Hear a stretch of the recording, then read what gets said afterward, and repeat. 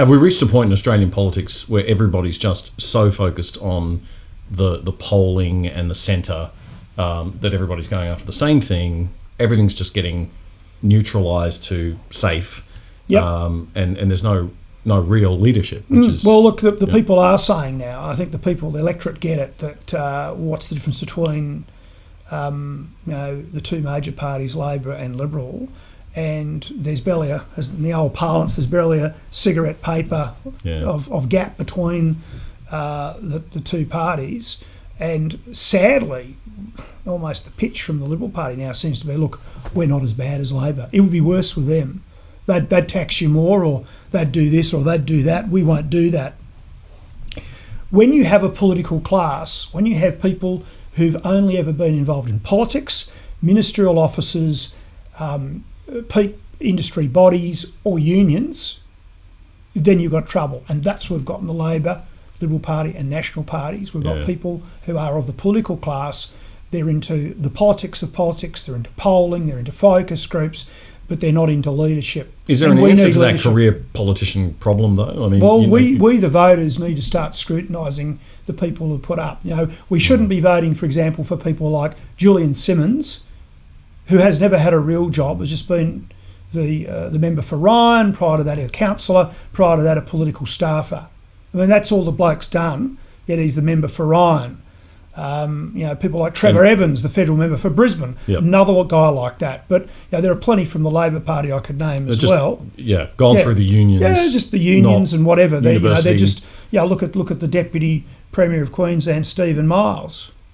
I mean, and is there any wonder what we've got? So as if you're not from this side of politics, at least when you're looking at candidates, say from the left, and of course if you're interested in the conservative side, the right, look at what they have done. Look at their CVs. Let's stop voting for these political hacks and get people who are prepared to engage in debate, who are prepared to take risks, who are prepared to have sort of a go at some of the big ideas, because Australia's lost its mojo. Australia's lost its way.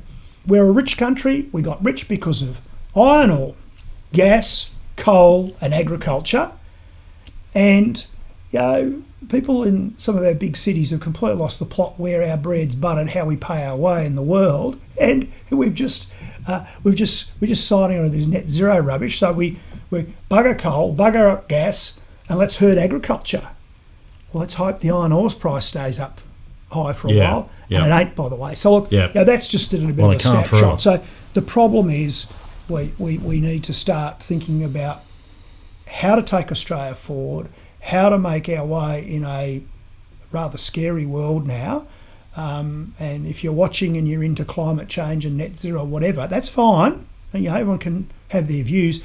But what things do we need to do in this country to encourage new businesses, true entrepreneurship, and things that will pay our way in the world? I can respect that. I can respect someone saying to me, look, I believe we should do something about climate change, but then putting up proposals that will actually involve the private sector providing new employment opportunities, new investment opportunities, rather than just saying the solution, as the major parties are saying, is more taxpayer dollars to create supposedly new industries that will save all these jobs.